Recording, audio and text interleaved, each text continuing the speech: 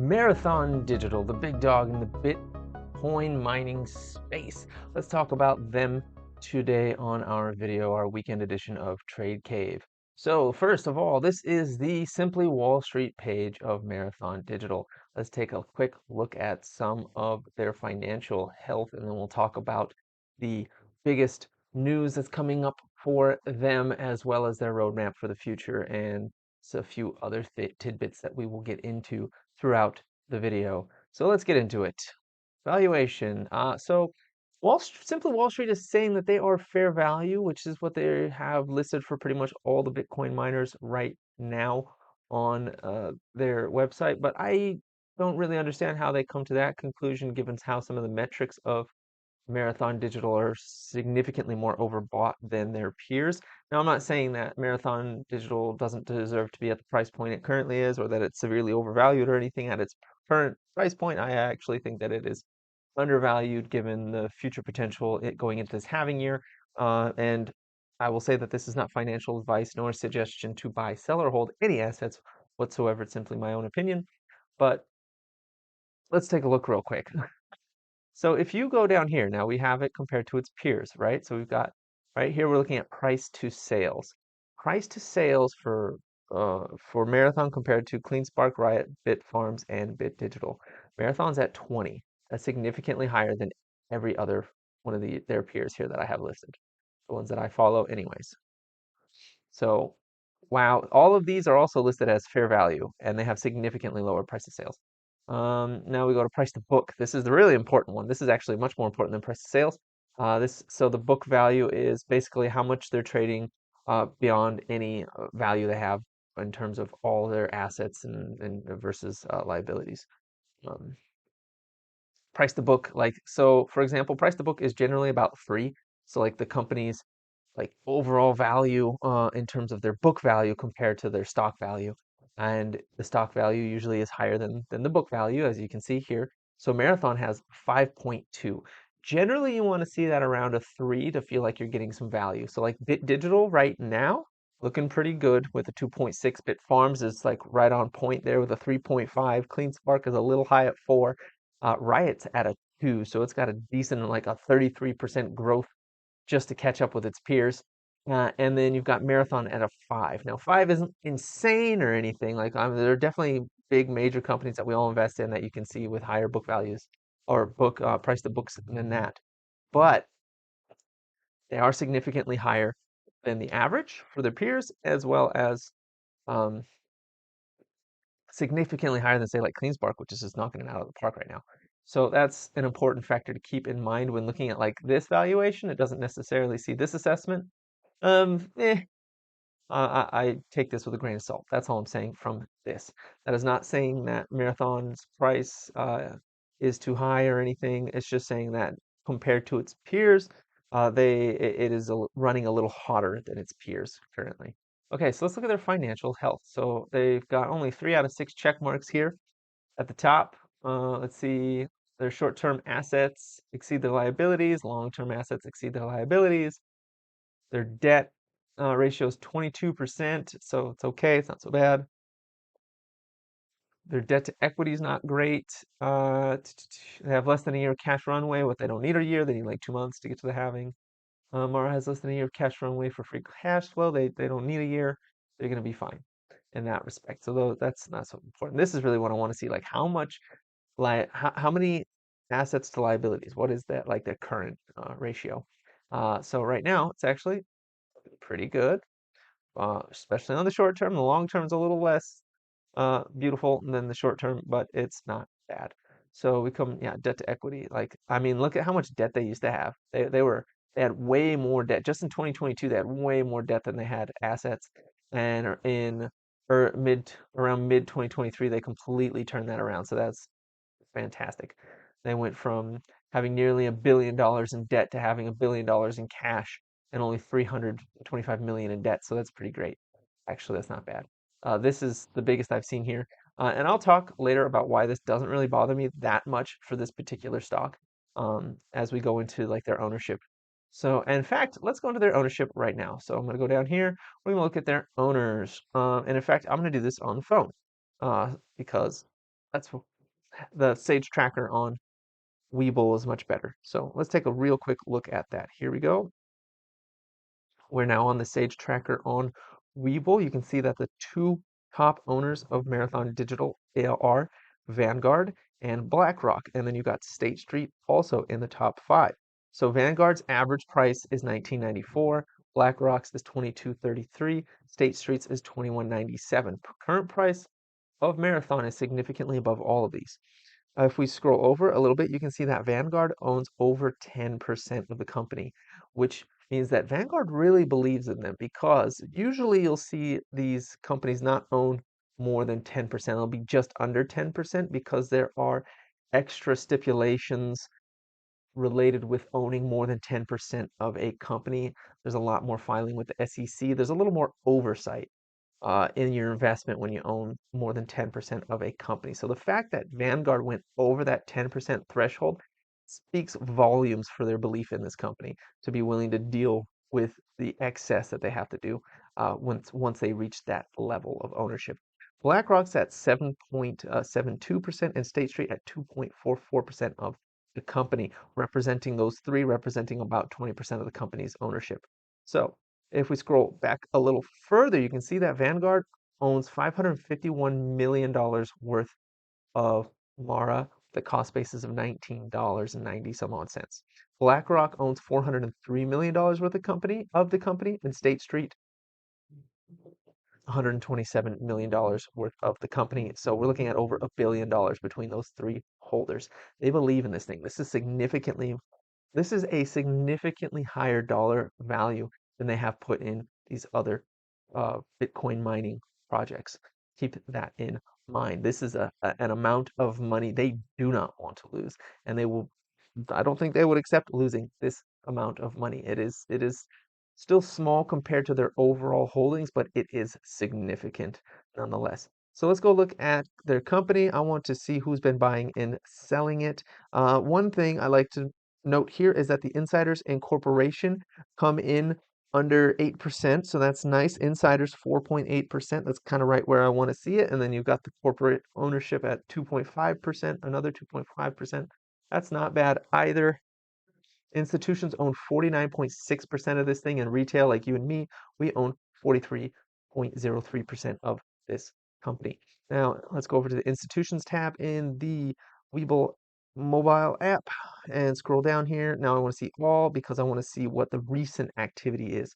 So on January 31st, the reports came in that I don't know who that is. SRN Advisors, they increased, Beta Shares increased, BlackRock, that's what I want to look for. They increased their position by 15% in January of this year. State Street did nothing. BlackRock UK also increased in January by 19%. And let me see here. Vanguard increased in December by 26%. We got some that sold out in January. I don't know who they are. State Street also increased in December. I'm sure if we scroll down enough, we'll see BlackRock. We do see this one right here. This Susquehanna. I have no idea how that's said. Um, Sold out 90% in December, which honestly makes sense because they were making that $32 high.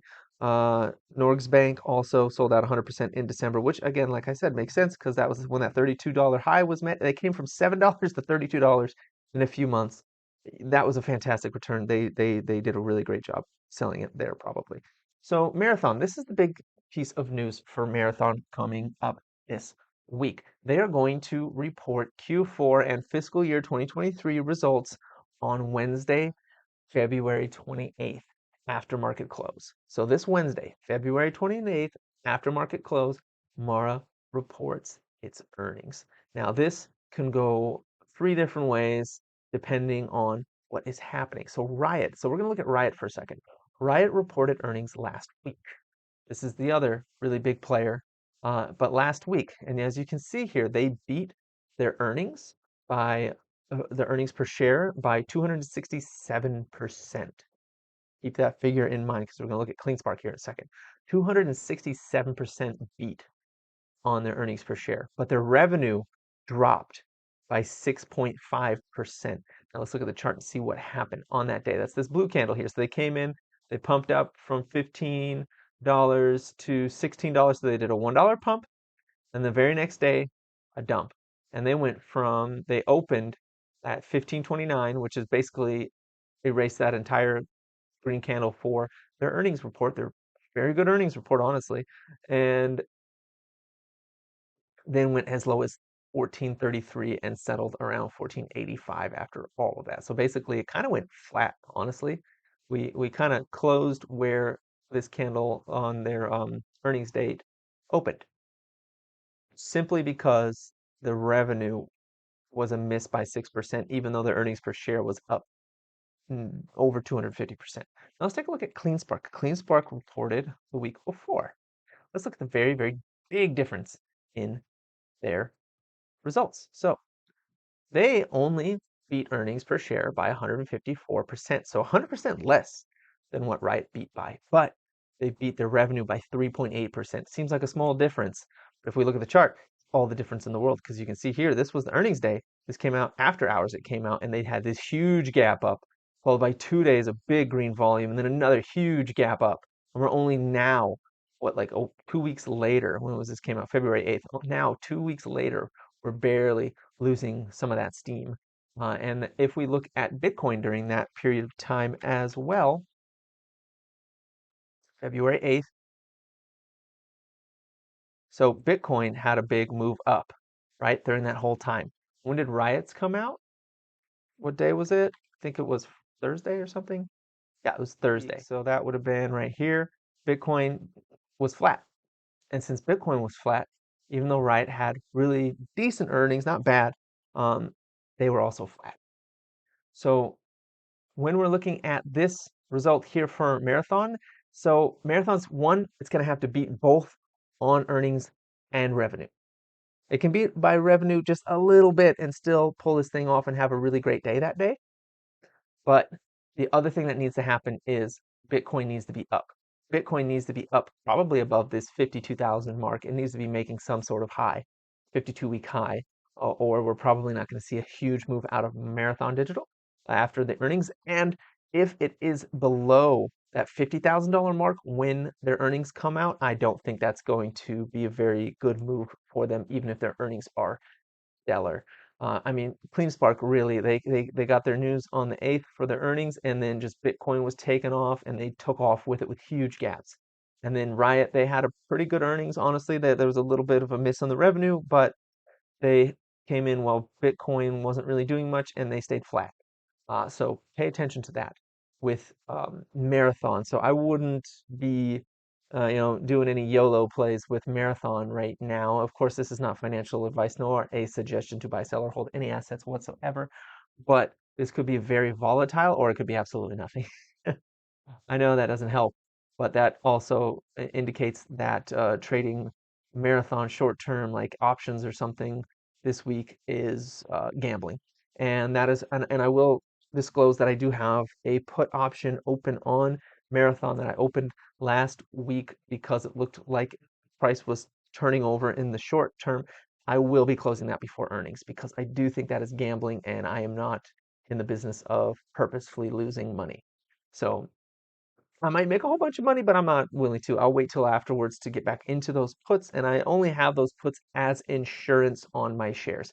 Basically, I think there could be a short-term cycle low coming in very soon, and since I hold a significant amount of shares of Marathon Digital, buying a put option is like buying insurance. So if it does go down, when price starts to fall, I can sell that put option for a profit to protect some of the losses from my shares just in case it doesn't come up or it doesn't come back up soon.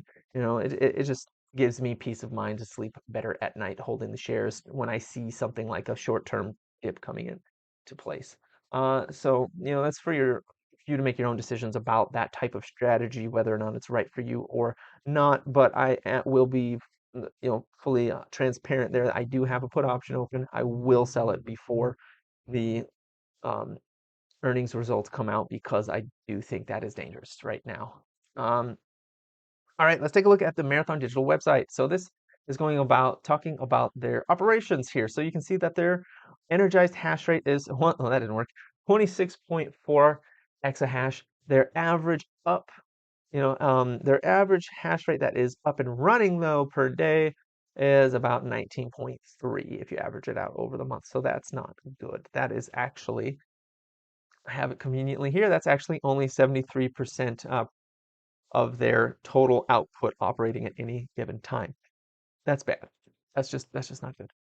The other thing, that's about it. And then that's really all I wanted to show here. They have 26 exahash. They regularly only have 19 running. Now, if we compare that to their peers here in this nice little graph here, you can see that most of their peers are actually running at significantly better efficiency than they are in terms of how much of their available exahash they have running. You can see Riot is 100%. CleanSpark is 100%. BitDigital, 100%. BitDeer, don't like that ticker, but 100%. Bitfarms, a little less than 100%. I don't know exactly what that ratio is, but they're not at 100% either. Iris not at 100%. Hut8 at 100%. Hive 100%. Sato 100%. Soluna, okay, 100%. So being the biggest here, maybe a bit of a drag on them. There are also some issues like they don't own a lot of their sites that are being run by third parties, so they don't have a lot of oversight in some of the uptime on these machines. And you will see more of that here in the month of February when that report comes out. There have been some issues with their operation running at full capacity this month. So it will be a smaller month, which is not good running for the halving, having a bad month before the halving, because coming in April, they're going to get half the rewards. So every machine they don't have running right now isn't just losing them the Bitcoin today, it's losing them significant Bitcoin in the future. So that is bad. That's one of the negatives. Let's see here. I already looked at that. The other thing, so this is also important. Marathon Digital Holdings to assume full control or operational control of its recently acquired Bitcoin mining sites. So they only own, and if I find that thing real quick right here, they only own about 3% of their sites, which is significantly low. They want to increase that to 45% this year. That would be really good, I think, for their operation and in just keeping those machines up and running at peak performance and getting the most Bitcoin out of them. I think that's really the key here, that and increasing their exahash, which you can see they want to increase it to 50 exahash by 2025, which I have on their press release right here. You can see it here. They want to increase their hash rate 30% in the year of 2024, this year, and have it reach 50 by the end of 2025. So what's their current hash rate? Their current hash rate is 26.4. I'm not counting this because it's not running. Well, it's fine. I'll count that one. 26.7 times by 1.3. They want to get to 34 this year. Now, if we compare that to CleanSpark, because CleanSpark also wants to get to 50. This is the CleanSpark first quarter 2024 earnings call. So this is one of the presentations they did the other week. If we scroll down, this is the road to 50. They also want to have 50 in 2025. And in this year, they want to get it up to 32, which keeps them just slightly under Marathon. So they plan on being number 2, the second largest Bitcoin miner in the United States. And by the end of 2025, they want to match Marathon so that they're neck and neck, and maybe they'll edge them out. Maybe they will. I mean, CleanSpark has been really showing that it is very capable of executing. It's just a top-notch miner, in my opinion. Um, so that's it. They signed an agreement to assume full control of some Hut8 sites. I don't know if that's taking away from the hash rate of Hut8 or not, but it looks like Marathon Digital has bought some sites from them, and they will be assuming control of them by April 30th. That's good news for Marathon Digital, maybe not so much good news for Hut8. They are going to increase, or they increased for January their energized hash rate by 7%, which really didn't matter because they didn't even have 20 exahash running for the majority of the month, so that's kind of a moot point. But this one I like. Bitcoin holdings. They have 15,741 Bitcoin, valued at about $1 billion of Bitcoin. Now that's nowhere near like what MicroStrategy is holding, but it is a significant treasure trove, especially when we compare it to their peers, which you can see right in here. HODL Yeah, so they are, head and shoulders above their closest competitor in terms of their HODL, which is Hut 8 at 9,000. CleanSpark's at 3 right now, and they are growing fast. Oh, actually, they already reached their goal. Okay, it's not a CleanSpark video. I'm not going to talk about. I'm not going to talk about it. Riot's at 7,000. Um, you got Bitfarms closing in on 1,000. BitDigital also trying to close in on 1,000. Uh, they're significantly ahead of their peers in the Bitcoin mining space in terms of their HODL. All right. What else is going on? Slipstream. Yes. All right. So the only thing you need to know about this is that it is an additional revenue stream for Marathon Digital that they are starting this month. If we come here, here's a little article about it. So basically what it does is it expedites the processing of non-standard Bitcoin transactions. Say you have a big enough Bitcoin transaction that you want to process faster. You can pay Marathon Digital to use their own mining pool in order to process that transaction quicker. That's all it is. Hopefully that produces some more revenue for Marathon. I do like that they are looking at ways to capitalize on additional revenue streams. That is something that's really great and that I am excited about. So let's take a look at the chart here for Marathon Digital. So the reason I bought that put option last week is I'm seeing some really big candles now if I hide my drawings. So the reason I picked up that put option last week was honestly I started seeing I saw this big wick here, which is real reminiscent of this big wick here and also a pretty big wick there. Also this one here, honestly, these back here and this one up here. Every time I see a big wick like this, especially on the weekly chart, right now we are looking at the weekly chart. Each candle is 1 week. Every time we've seen this real big wick like that, there's been a bit of a sell-off. Personally, I've been looking at this chart a lot. Marathon really likes to come back to the same price points repeatedly before making a big move or before continuing on. It likes to like retrace its steps and then go back up. I know most stocks do that, but Marathon really does it close, like real close. Like if we look at these two highs, now let me turn these back on. If we look at this high and that high, right? Almost dead on here, right? Before selling off to a pretty similar baseline of support, which is right here around that 1048. This dipped a little bit below it before coming in, but right, it came in, hit the support. I know this one went lower, but most of the support was in this 1050 to $11 range. And we did that, came in, tapped it, which bet you lines up perfectly with a lot of other things. Yes, it does. Lines up with this candle over here, this one over here, a couple in here. Likes to hit those points again repeatedly. And if we look back at the big blow off here,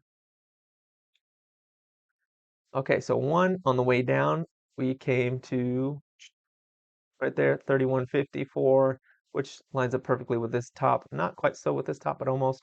Down here on the way down, it came to that exact point, what, 1, 2, 3, 4, 5, 5 times before coming down, before breaking fully. So like it's shelf before, if you've heard me say that before about other ones, was 1961. I think it's going to come back to that, which also aligns with these highs, right? So let me go 1961-ish. Yeah, right here. This line right here, this has been a very strong point. This, is that 18? No, it's 19. It's supposed to be 1961.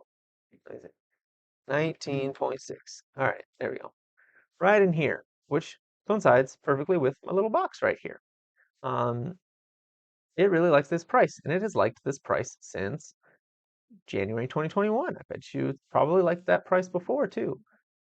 It has. It has liked this price before. It's tapped this price almost precisely several other times in the past as well.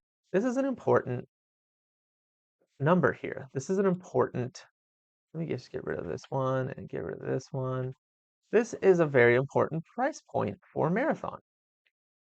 Get rid of this red one. Okay, this is the one. This is the line, the important line, the big one. Let me make that real big. All right. And it lines up nicely with the midpoint of my ascending channel. If we go far enough out, that would be like the baseline. I do think it'll go a bit lower than that, but I feel as though price will very likely come back to this line at some point before moving on up again. Since it seems to be like in a wave formation, and this is the center of the wave, and it has been for years. So I do think that price, once it came up to here, it's going to sell off and come back down to here. I can't remember what this white line is for, so I'm going to get rid of it. All right. So that's what I'm looking at in this chart. Now, if they get really good earnings and Bitcoin stays above 50,000, we may just tap this for a few minutes or a few hours before launching back up. Um, who knows? I think maybe in the next 3 days, honestly, before earnings, we might see this sell off into this line. And then once earnings come out, if they are good, it'll launch off of this price point. And if they are bad, it'll dip down and fill some of these gaps down here on the daily chart. Like that is what I'm seeing. That's what I'm thinking. Honestly, like I think we're probably gonna like this looks like a bear flag on the daily. We come down for 2, 3 days, come down to this $19 range, and if earnings are good, this is a launch pad. Absolute launch pad. If earnings are bad, this is where we break down a little further. We do a little flag and then break down further. Keep that in mind, and that's why I don't want to have any options contracts open during the earnings call because honestly, it could go either way, and it could go either way in a big move, especially if Bitcoin is holding strong. If Bitcoin is holding strong, this thing can bleed for a few days, hit that point, take off. If Bitcoin goes under 50 though, and we don't get amazing earnings, I think we're going to come back to the bottom of this former cup and handle that launched us up here back in early February. So that's Marathon Digital right now. They've got a pretty good balance sheet. They have a wonderful accumulation of Bitcoin right now. Their hash rate leaves something to be desired, but they have a pretty good roadmap towards getting a much higher exahash, a hash rate. They are taking ownership of their sites when that before wasn't necessarily a priority, but it has become a priority. And I think that will lead to greater efficiency in their entire operation. They are significantly invested in by major investment banks.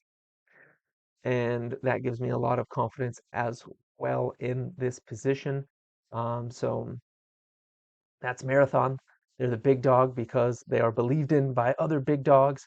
They are the highest in terms of hash rate. They have the largest hash rate. They have the largest war chest of Bitcoin, and they have the institutional support to grow despite any hiccups they may run into.